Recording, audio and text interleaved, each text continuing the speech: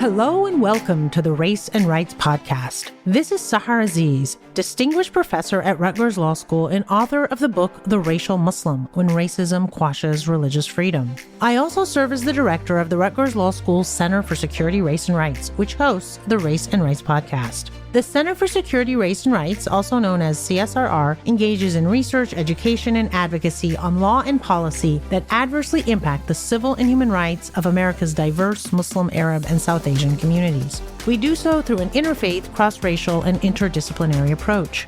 To learn more, visit our website at csrr.rutgers.edu.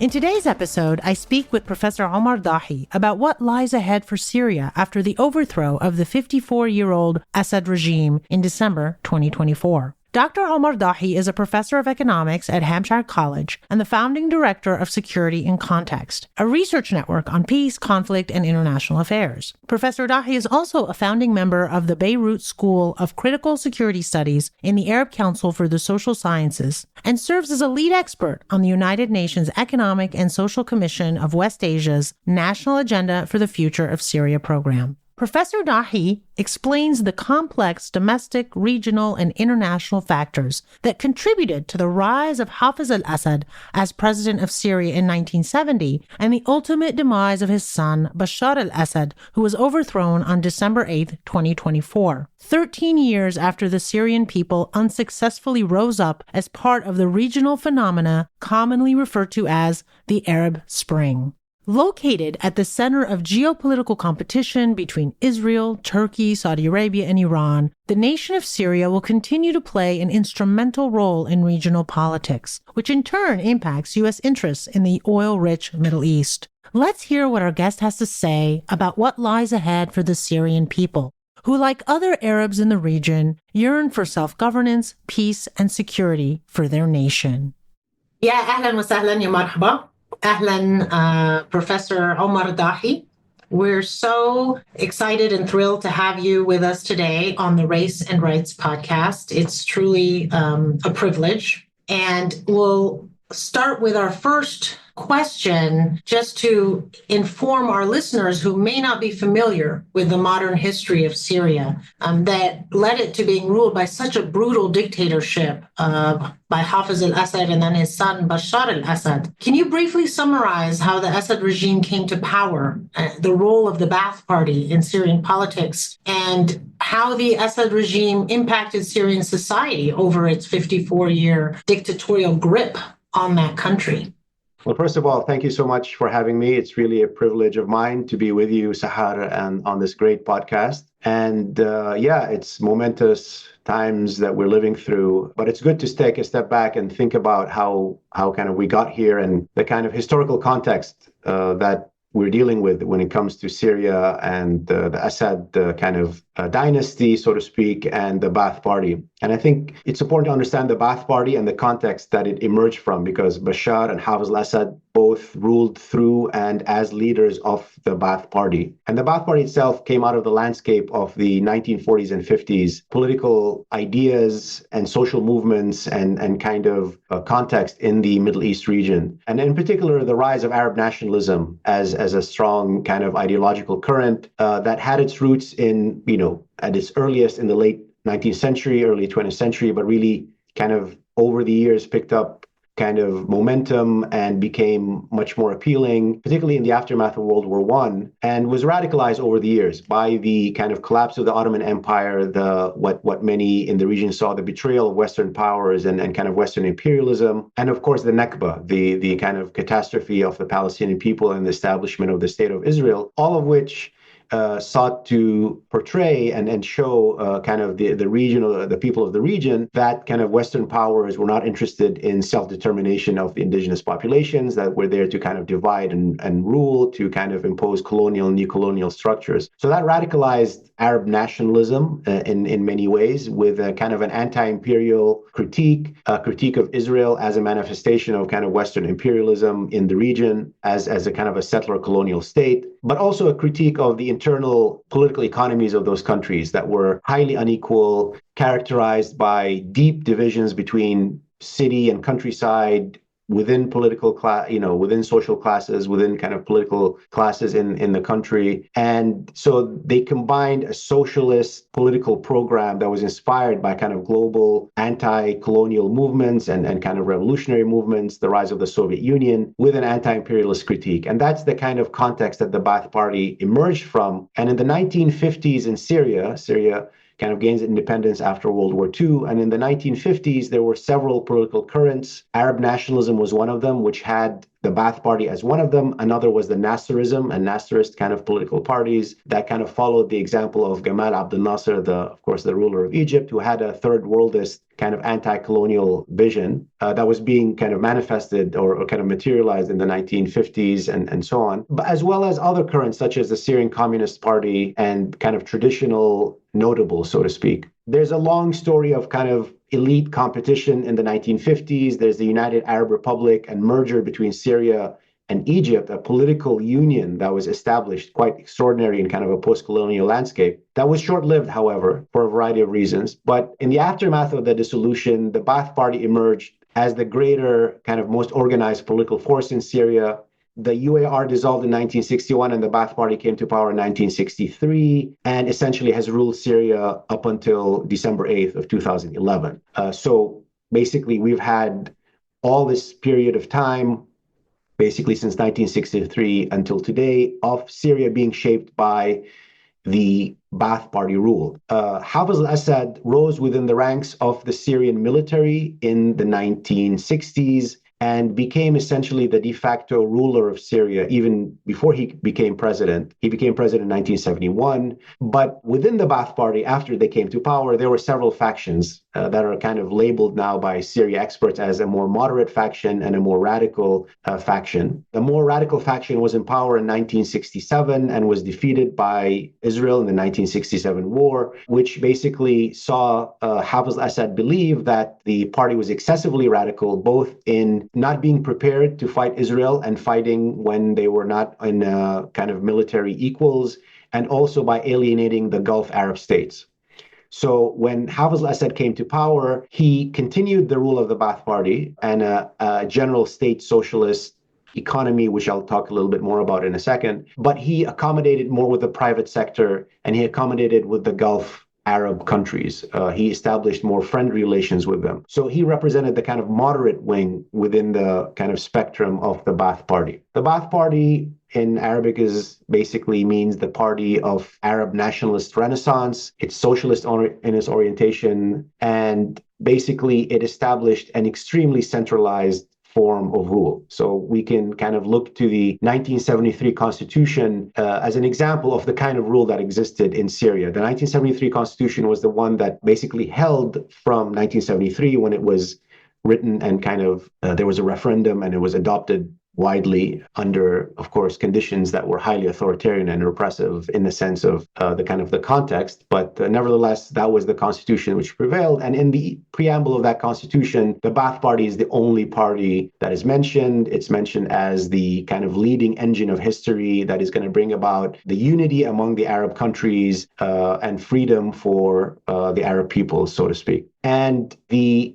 Ba'ath Party controlled all aspects of government and controlled all branches of government, even kind of de jure, not just de facto. So there was extreme centralization of power and put that power in the hands of the president. So all branches of government were subordinate and directly by law tied and under the authority of the president. All political parties were had already been banned. And what the Ba'ath Party did was create what they call the Progressive Front. So essentially everyone that accepted to come into the fold of the Ba'ath Party was allowed to continue. Everyone else was purged. And, peasant organizations, syndicates, unions, chambers of commerce, all of those were essentially over time kind of subordinated to the power of the Ba'ath Party and in turn into the power of president. So we had this extreme centralization of power. And in addition to that, you had the de facto power of the security services, the state security services that ruled with impunity. And again, this was de jure impunity and de facto impunity. De jure because no one could hold the state security services accountable except the head of the state security services under the 1973 Constitution.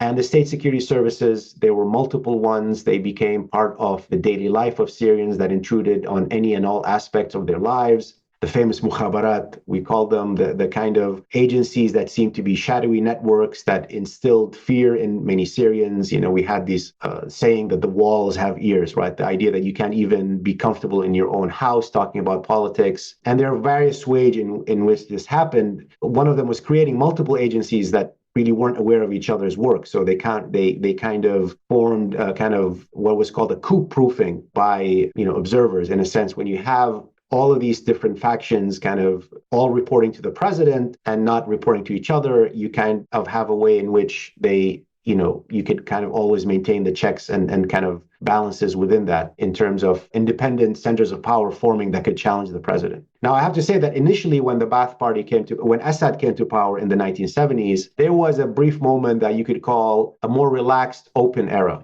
because the radical Ba'ath Party had suffocated Syrian civil society even more extremely. And so, initially there was a kind of a political opening and relaxation of restrictions, which also helped consolidate the Assad rule. But starting in the late 70s, when Assad's rule came to be challenged by the Muslim Brotherhood and by other left-wing groups, the Assad government became increasingly brutal. So all the, power of the army, the party, and the state security services was brought to bear on, of course, those opponents, but in general, on all of Syrian society. And the 1980s was a decade of terror for many Syrians in terms of the worst aspects of repression. And just to ask you, so this era of repression in the 1980s, it was primarily triggered by the rise of the Muslim Brotherhood and Islamic revivalism in the region, or were there also other causes for the crackdown and this transition from supposedly being the moderate camp, which is interesting that Hafez Al Assad was considered the moderate in the late 60s. And now we see him as such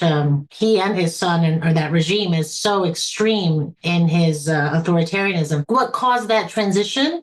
Yes. So, and just to clarify, moderate here is moderate with respect to being more conservative in terms of economic policies by allowing more of a leeway for the private sector, more of a space for the private sector, and being more accommodating to the Gulf countries. But there was also a way in which it was more open politically, more, the kind of ubiquity of the state security services initially was relaxed. But you're right, the primary cause in the late 70s was the challenge of the Muslim Brotherhood by the broader kind of context that you're referring to, kind of the Islamic revival, the kind of ways in which also the Ba'ath Party came to power at the expense of the traditional elites, many of whom sought alliance with the Muslim Brotherhood as a means of countering the power of the Ba'ath Party. And Hanna Batato, who's a great historian of the Middle East, he wrote an encyclopedic book on modern Iraq and also a great book on Syria, also shows that this created a kind of a dynamic where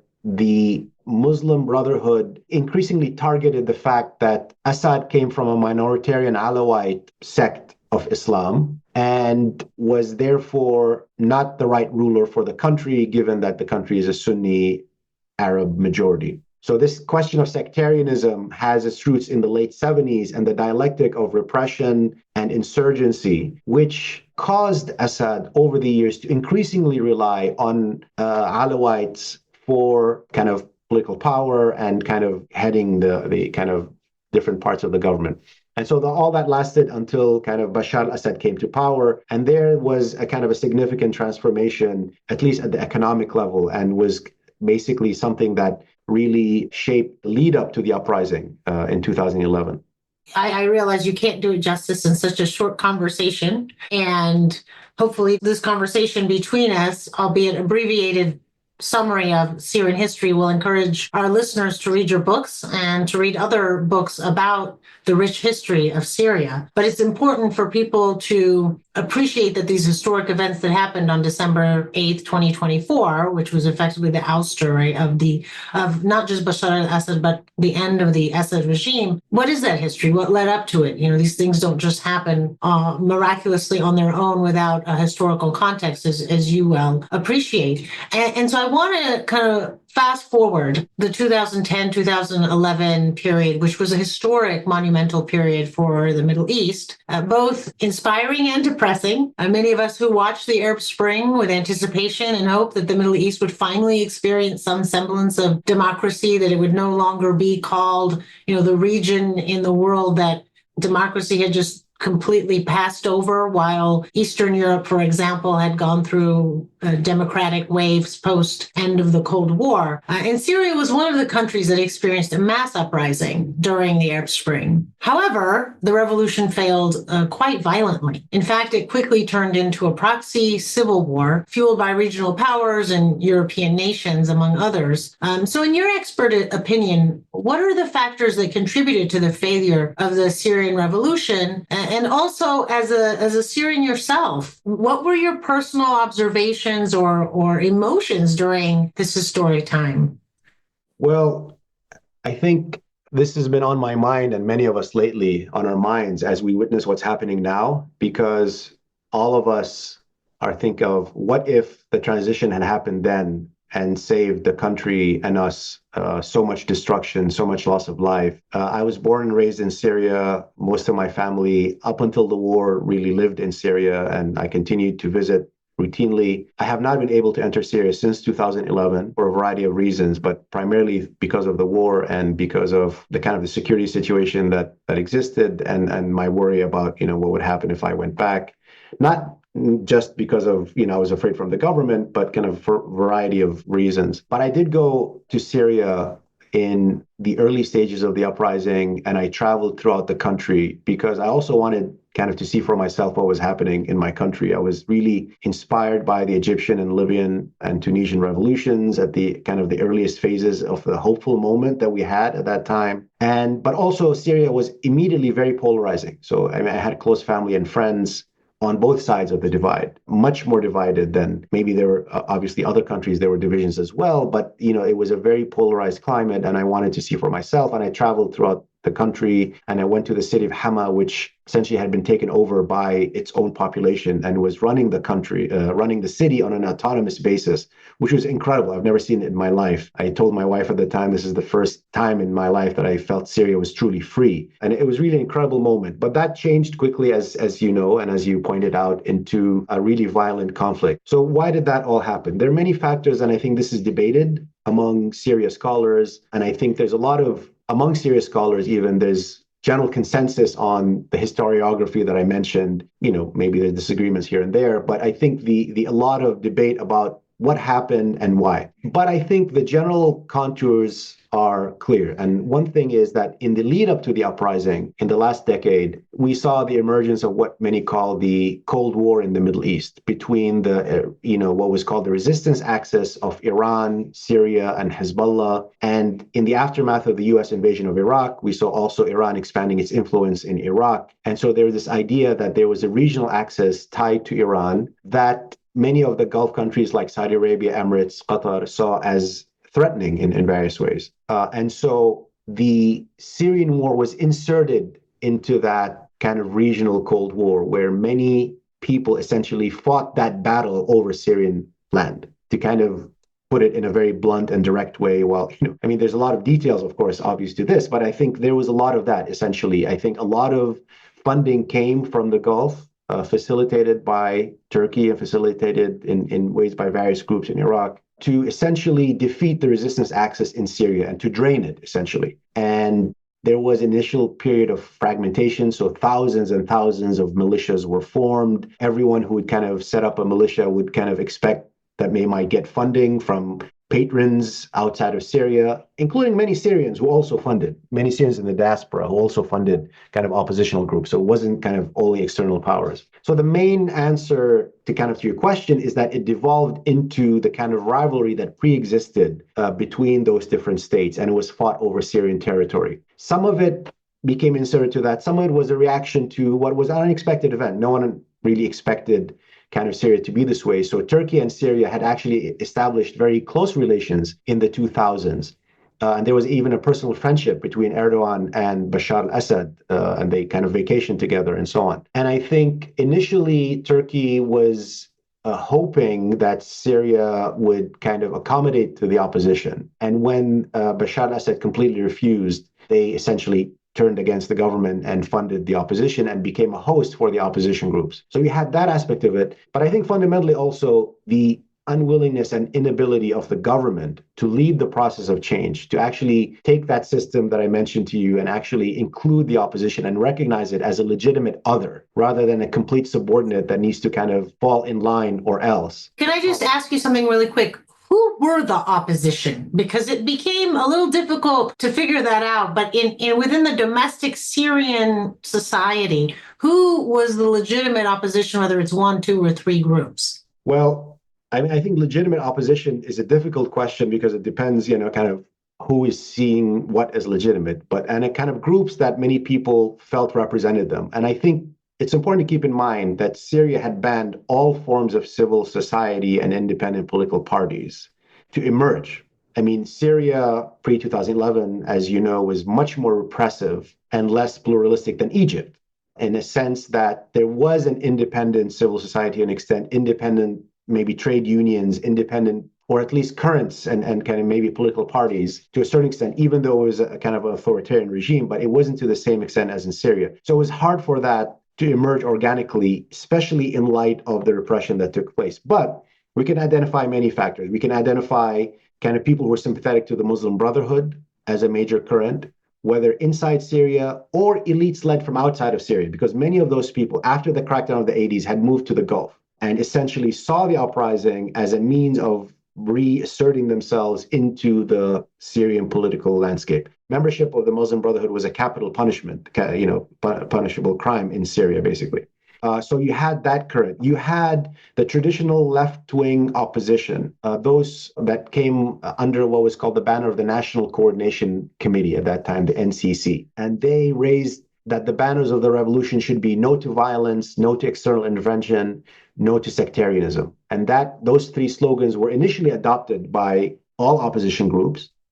But as 2011 unfolded, and both the government, on the one hand, was unwilling or unable to kind of lead a meaningful transition, and the opposition was becoming more radicalized and more violent, it created a lot of divisions. So it created a lot of rhetorical competitions between the opposition to say that, if you seriously think you can't defeat this regime, you can defeat it with peaceful means, you're delusional. And suddenly those people who upheld that slogan after 1 year, between March 2011 and March 2012, if you still maintained no to violence, no to external intervention, you were somehow seen as kind of naive or even at worst not really interested in overthrowing the regime. So there was a really destructive competition to kind of escalate the violence against Assad, but that really marginalized, in my opinion, that was a big mistake that had several impacts. First, the complete embrace of militarization increased the rate of death and destruction in the country and displacement. Second, it marginalized civil society and essentially took away the strengths of the uprising and went to the strengths of the government. The government, in my opinion, had been really depleted or bankrupt economically, culturally, socially. It had no answers to Syria's problems. And the opposition movement had a lot of creativity because it was a wide spectrum of people. But that marginalized all people who are non-combatants. And then third, it put the fate of the opposition in the hands of the people who were fighting and in the people who were arming and funding those who were fighting, essentially, which were those kind of external powers. So this is how I think the agency, in my opinion, the center of gravity moved outside of the country and in control of a lot of the patrons of the opposition movement. At the same time, a lot of people who had suffered the brutality of the government felt that's fine.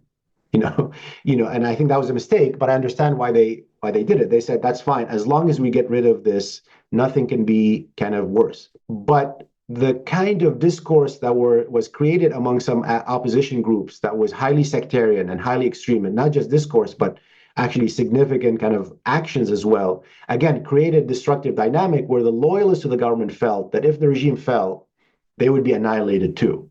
Right. So that zero-sum game of a civil war situation also then created that kind of vicious cycle of violence. So all of those factors really came together to do the outcome that you kind of mentioned. And then we are where we are today, where actually in the lead up to where we are today, there was fragmentation of de facto control of Syrian territory into several components, which will actually play into the politics of what's happening now. Yeah, and before we get to the post December 8th, 2024, or the current moment, I wanted to just give our readers a little bit more information, from your expert perspective of the specific roles of specific countries to help us also to inform us about what to expect moving forward. So, for example, let me just step back and say that those of us who study the Middle East accept as inevitable, sadly, this constant external intervention by European nations and the United States, as well as regional powers and Israel within the domestic political affairs of countries like Syria, of Egypt, of Libya. I mean, the entire region is cursed with external intervention. So can you explain what the specific role of the United States and its regional allies, Israel and Saudi Arabia, were in the domestic affairs of Syria in the last 13 years, so since 2011? And then, of course, we can't leave out Russia and how it fits into that ecosystem of foreign intervention. Well, that's another field of analysis that's contested. I'll say. So I'll give you obviously my opinion since you have me on and not someone else maybe who'll give a different opinion. And I think you're absolutely right. And I think some people, from my observation, tend to feel that foreign intervention is merely like a foreign invasion, as it happened in Iraq or Libya. But there are all sorts of other ways in which countries can intervene in Syria. And one example that maybe doesn't come to most people's minds is economic sanctions that can cripple a country's economy, which is what the EU and the US imposed on Syria. The EU in particular, since Syria was the EU's largest trading partner and exported a lot of oil to the European Union, exports of which were not significant in the kind of global sense in terms of the amount of oil compared to the big oil producing countries, but were significant from the Syrian budget perspective, because a significant part of Syria's budget came from oil selling oil to Europe. So that was a main form of a kind of external intervention that crippled the economy of Syria in many ways and created all sorts of distortions, in my opinion, and all sorts of negative kind of black market and war economies that we have to deal with, even today, which we can come back to. The United States, I think, was basically wanting not to be taking the lead in Syria. I think the United States funded and trained and gave material support and intelligence support and all sorts of other support that we may not know for years, the extent of which, that helped the opposition attack and severely degrade the Syrian army and Syrian security services and weaken it to the point that it almost collapsed. And in fact, it was so successful that triggered the Russian intervention to prop up the Syrian government, because Syria was a Russian ally. And Iran saw Syria as an ally and basically felt that a collapse would mean a setback for its influence, a loss of an ally and a setback of its influence in the Middle East. And Iran also saw it as potentially catastrophic for its own security. And I think what's come to pass, we'll see now if this is the case in many ways, because we can kind of see what's happening at the moment in terms of Iranian influence is unlikely to be back in Syria for an extended period of time. This is my view of things, because I think there's often a way in which we think like there's lots of external factors and lots of external powers, but I think we have to think about the dynamics of what happened. I think the allies of the US in the region were not all on the same page. So there's a broad way in which the Gulf countries and Turkey initially weren't necessarily against the Syrian government, but when they saw the kind of refusal of the government to accommodate to the opposition, and also a chance, as I said, to kind of draw this kind of access into and kind of weaken it in Syria, they funded the opposition groups, sometimes working with the US, sometimes working alone. So there were a lot of actors and a lot of players. And then eventually there were divisions among them. So Turkey and Qatar emerged as one axis, who generally supported the Muslim Brotherhood. And then Saudi Arabia and the Emirates emerged as another axis. So there was rivalry between those two kind of blocks, where Saudi Arabia and the United Arab Emirates have a distrust of the Muslim Brotherhood and worked to undermine them in Egypt, for example, and saw that the expansion of their influence in Syria would not be an outcome they wanted. And eventually, over time, came to basically say that actually rehabilitating the Assad government and maintaining the Assad government is preferable than Muslim Brotherhood rule taking over in Syria, which is what they saw would happen if Turkey and Qatar and the groups they supported came to power in the country.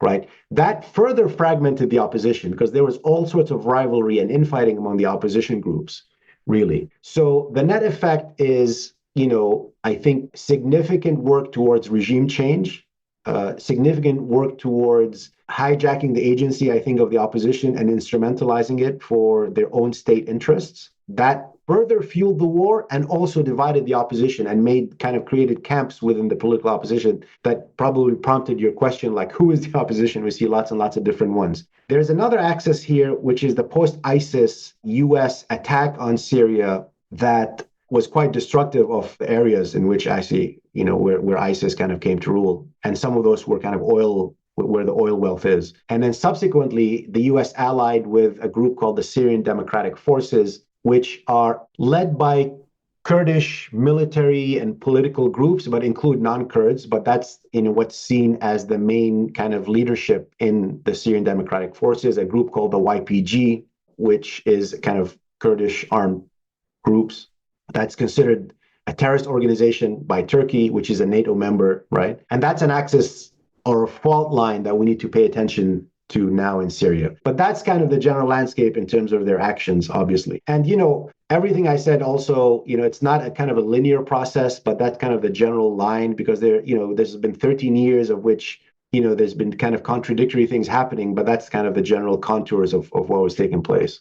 Yeah, it's extremely complicated, which is why I wish our U.S. foreign policy apparatus didn't have such groupthink. I mean, one of the problems we have, and I think many of the mistakes we make in the U.S. foreign policy elite is that they don't include enough experts, including people like you, into their analysis. And so they tend to, I think, make mistakes that hurt both the U.S. reputations in the region, but also cause deaths of real people in the region of natives. So I want to fast forward to December 8th, 2024, a historic day, another example of something that happens in the Middle East that no one expects, that blindsides our U.S. foreign policy elites and the media. And this is the day when Bashar Al Assad is overthrown in what appeared, again, to catch off guard many U.S. foreign policy experts. And it reminded me of what happened in Egypt in February 2011, or specifically January 25th, 2011, when the uprisings began, and then February 11th, 2011, when the people succeeded in ousting Hosni Mubarak after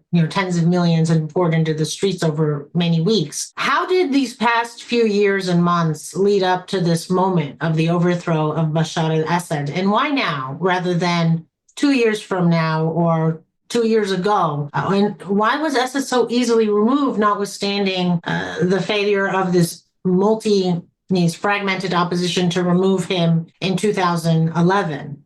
I think they're kind of medium-run reasons over the past 6 or so years that led to this. And then there's the more immediate reason, which is the context of the Israeli genocide in Palestine and attacks on the resistance axis and Hezbollah in Lebanon. Its severe weakening and degradation, coupled with Russian invasion of Ukraine, which essentially put its priorities there. So basically what happened, starting 2015 onwards, in the aftermath of both the U.S. anti-ISIS campaign and the Russian military intervention, which tried to crush the political opposition and military opposition to Assad, you had a series of ceasefires and truces that held throughout the country, and the de facto fragmentation of the country into multiple areas. They had a zone that was, the Syrian government was in control, which was most of the country geographically, center to the south, to the coastal areas. You had a zone in the northeast of the country that was under the Syrian Democratic Forces, the Kurdish political and military groups, and the backing of the US. And then you had zones in the northwest of Syria that was divided into 2 zones. One that was almost completely Turkish-backed and controlled directly, and even in some cases had Turkish currency, Turkish institutions, almost like a part of Turkey. And another zone that was controlled by Hayat Tahrir al-Sham, which are now the de facto rulers of the country, also in the northwest in Idlib province. And Idlib province had become a place where, after all these truces and ceasefires that were signed by these many militias that were all over the country, they sent them to Idlib, essentially. They kind of send all the opposition as part of a management of the country. Basically, Russia basically said, we'll either crush you, or if you surrender, we'll allow you to leave with relative dignity, with your weapons, but you can go to Egypt. With supposedly a process that was going to happen later into settling the national scene somehow. That never happened, and that's a problem I'll get back to in a second. Hayat Tahrir al-Sham then saw itself in competition with all sorts of other groups. Hayat Tahrir al-Sham itself is an offshoot of a group called Al-Nusra Front, which is itself breakaway from Al-Qaeda. So essentially, the lineage is back to Al-Qaeda, and Hayat Tahrir al-Sham then consolidated, often through violent means, all the other armed groups into being the de facto power, and established a kind of interim government in Idlib. And a lot of the people who have been appointed to the de facto caretaker government in Syria were people who were running, education and all sorts of other, they weren't called ministries then. I forget how they call them exactly, but let's say the equivalent of ministries in Idlib, essentially running governance in Idlib. And there was a process that was agreed by Turkey, Russia, and Iran called the Astana process, which essentially brokered these ceasefires. And as far as they knew, those ceasefires were holding. So the government and Turkey, the government and its allies did not expect an attack to happen, even though there were signs. Apparently now we're hearing more information, and some of this is still not clear, but there was intelligence signs that the Hayat Tahrir al-Sham was amassing for an attack. So after the government basically froze the front lines as part of this process, the government issued no real meaningful process of reconciliation. It didn't settle its affairs. It didn't start a process of saying, okay, now that the war is over and there's a frozen conflict, let's try to settle its affairs with Turkey, which is a de facto power in the north, try to issue a political reconciliation with the opposition, try to basically oversee even a limited political transition.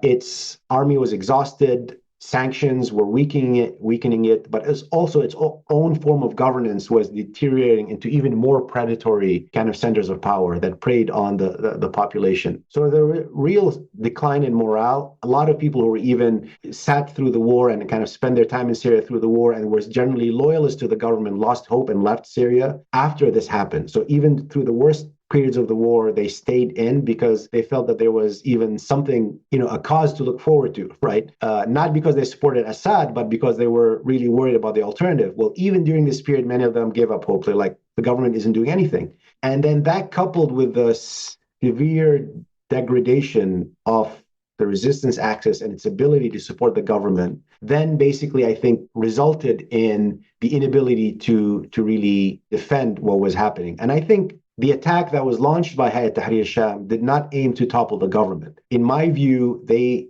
aimed to expand their territory. Turkey, which does not directly control them, but it's hard to think that this did not come with at least a semblance of Turkish tacit knowledge and coordination. I think they wanted to create facts on the ground to improve their bargaining power until Trump comes to the presidency, because I think there's a lot of speculation that Trump is going to withdraw Syrian American troops from Syria, and the more territory is controlled by the opposition groups, the stronger the leverage that Turkey has, primarily over the Kurdish political groups, which it sees as an enemy that needs to be crushed. So that push was trying to gain more leverage, more influence, but the collapse of the Syrian army from Aleppo, basically, it was too late. It was too late to do anything about it. And then, the opposition pressed on and on and on until I think when they reached to Damascus, by that time, everyone, even government allies, knew the game is over. And I think to enter Damascus, there was a brokered agreement. I think in the other places in Aleppo, the army just melted away. But I think Damascus, we don't know the details of that agreement, who was involved fully and so on. But there was an agreement that the army wouldn't fight and the president would leave the country and Hayat Tahrir al-Sham would basically become the de facto rulers, which I think,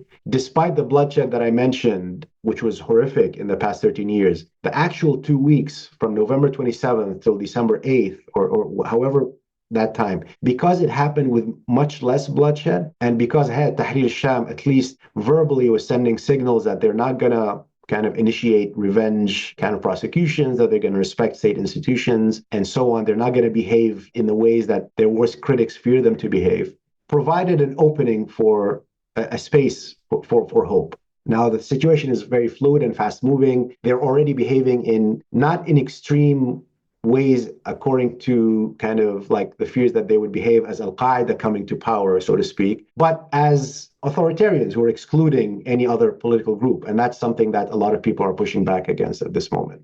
It's another moment of transition where one is excited, or people are excited at the potential for the future, but also very weary, especially in light of what happened in places like Libya and Egypt and Bahrain and Yemen. So it's always a concern that we're just playing musical chairs and one authoritarian regime is replaced with another. And the question is it worse or less in terms of its level of repressiveness and predatory behavior? What is the role, today is December 18th, 2024, just to give perspective to our listeners. And for the past 15 months, we've witnessed a horrifying genocidal campaign in Gaza by the Israeli military that thus far has killed over 55,000 Palestinians. 45,000 have been confirmed dead. More than 10,000 are under the rubble, presumed dead, and possibly even more than 10,000 that are under the rubble. Over 125,000 Palestinians have been injured, and 2.3 million Palestinians have been subjected to mass starvation for the last 15 years due to Israel's decision to severely limit the amount of humanitarian aid and food trucks that can enter Gaza. And so then Israel attacks Lebanon through massive bombing campaigns that have killed nearly 4,000 Lebanese. All the while, the United States and Europe have funded the Israeli military. American taxpayers have paid $18 billion just in the last year to the Israeli military to fund, again, what many international scholars conclude is at least an unfolding genocide, if not an outright genocide. And the Arab regimes have been watching silently. So how did Israel's military assault on Gaza and southern Lebanon contribute to the fall of the Assad regime, if at all? How can we put those very historic and monumental events happening just a few hundred miles away from Damascus into context with regard to the fall of the Assad regime? I think this is why I've been asked over the past few days kind of about at the very personal level, emotions at this point. And I think for me, it's a tempered joy. It's a joy mixed with both, acknowledging the cost on Syrian society that it took to get here. And I think the cost was too high. I don't think anyone can say, well, it was all worth it. It was all justified when you had hundreds of thousands of people dead and millions displaced and the horrific cost on Syrian society, but also because of the unfolding genocide in Palestine. And I think it's a moment to grapple with the consequences of the genocide, the consequences of Western-backed Israeli supremacy or primacy in the region, which I don't define it as Israeli security, I define it as Israeli supremacy, which is based on kind of negation of the Palestinian people and kind of outright annihilation and mass slaughter in this case, but also on subordination of the entire region's society's dreams and aspirations to the requirements of Israeli military dominance and its kind of elite views on what it needs to actually permanently secure its dominance in the region. And I think that's something to grapple with at this point in the case of Syria, because Israel has further invaded Syria. Israel occupies the Golan Heights. They've invaded territories that were considered a demilitarized zone that was established after the 1973 war and was overseen by the United Nations Disengagement Observation Forces. What was called the buffer zone or the non-militarized zone. They've attacked and destroyed the majority of the assets of the Syrian army, from the navy to tanks to air force and so on. These are assets for the Syrian people. So this reinforces and shows the destructive role that Israel plays, not just in historic Palestine, but regionally, which I think, if you go back to the origins of the Ba'ath Party and the type of rule that was established in the kind of post-colonial era, a lot of that was not independent of the establishment of the state of Israel and the kind of unequivocal support that was given by the West and the way it militarized the regional space and kind of undermined international norms that continues until today. So I think that's something we have to think about. What is the global order kind of dimension that we're witnessing in light of this? At the most kind of specific level, I think there's no doubt that this attack had severely weakened the resistance axis, or what called itself the resistance axis, and basically the inability of them to support the Syrian government in the way that they were supporting it. And I think at this moment, Israel basically is allowing itself complete dominance over the Syrian airspace in ways that are quite telling how kind of it's being met with complete silence almost by Western governments and the United States, as if this is somehow a divine right of Israel. I think the Syrian government itself, the new one, is weak. I think a lot of them are tied to forces that are allied with the US, if not with the US directly. But at the same time, Syria was never a Western ally historically.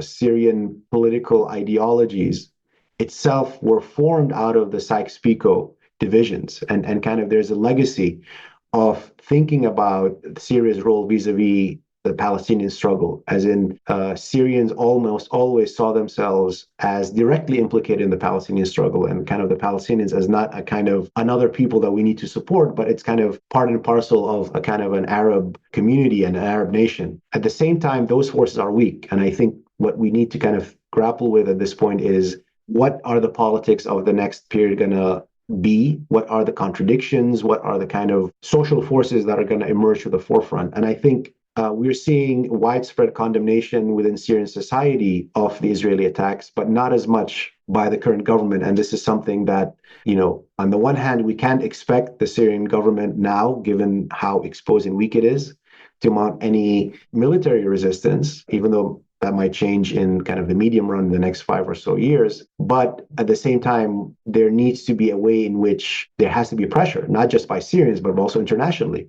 for this to stop. Given the fact that Syrian civil society is very weak at this point, and Syrian institutions are weak, and there are all sorts of challenges that Syrians have that are priorities to prevent some of the negative outcomes that we saw in 2011, not just in Syria, but regionally. And that's kind of the economic one, which is I'm a professor of economics, and I pay attention to the political economy. In 2011, the international community that was supposedly embracing these democratic transitions, at least at some extent verbally, did not really offer any economic support to those governments. And I still remember that, and I'll kind of end with this very, very quickly, but in the Obama administration pledge to Egypt, Libya, and Tunisia, it was $40 billion, some of which was going to come from the IMF and the World Bank, some of which was going to come from the Gulf states, and a minuscule amount from the US and the EU. Now, if we compare that, and there was a comparison at that time that several people made, the Marshall Plan in the aftermath of World War II was 5% of US GDP, which would have amounted in 2011 to $700 billion. Of course, no one expected the US to give $700 billion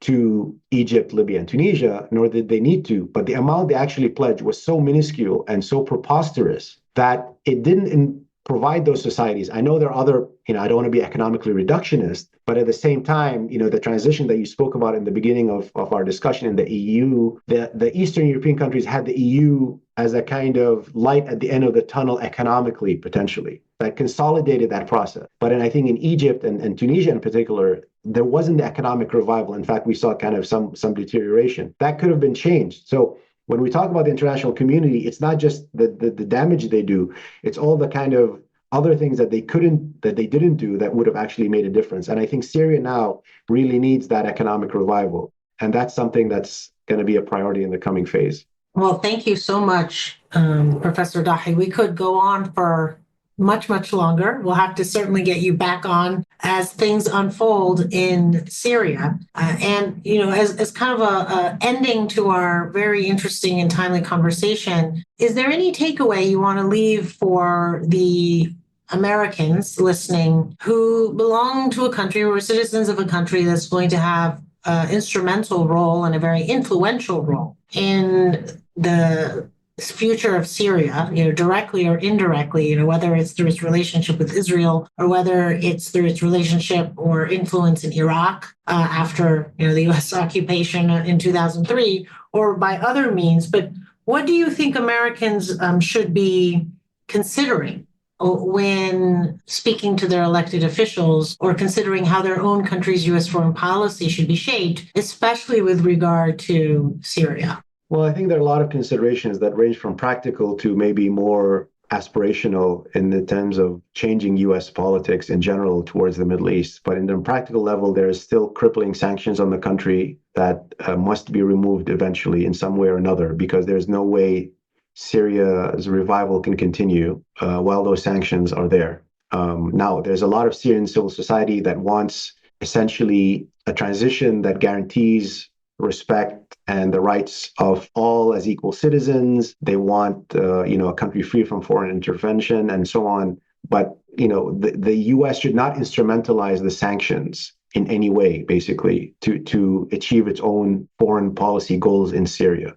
They need to be lifted so Syrian society can breathe and represent itself. That's the one thing. The second thing is that, the U.S. should not subordinate the aspirations of the Syrian people to the way that Israel claims its own security should be handled. And I think this is something that we've suffered from in the past, that, in order to be a friend of the U.S., you have to be a friend of Israel, which essentially means you have to subordinate your national interests to the way Israeli government, and in particular this right-wing government, but Israel at large defines its kind of foreign policy interests. And I think it's difficult to do that in the U.S. kind of current political landscape, but that's something we should stress, essentially. And also that Syria does not become a zone of where basically all the countries of the region are projecting their power and trying to carve up spheres of influence. I think Syrian society needs to be given a chance. I think they need to be given a chance to figure out the path forward when they're not literally under the gun, so to speak, whether it's the economic gun or whether it's the literal gun of Israel or whether it's the gun of any other country, basically. And I'm talking about, for example, just a very basic example, the Syrian Kurds should and deserve full economic and political and even cultural rights and an extent of reflecting their presence as part of Syrian society. That should be something left for Syrians to kind of negotiate rather than, for example, for Turkey to intervene and militarily try to crush those. And I think the U.S. has in the past blocked ways in which the Syrian Kurds can maybe come to an accommodation with the Syrian government, and that shouldn't happen either. Neither should the U.S. stay in Syria. The U.S. has to basically leave Syria. I mean, their presence there is not legitimate. It doesn't have a national consensus for the Syrian people, and it's destructive economically because they're in control of the oil fields. So there's so many practical steps that the U.S. needs to do, from its own presence in Syria to the sanctions, but also to the broader geopolitics, so that we don't actually see ourselves fighting a war within the next few months, or if not years.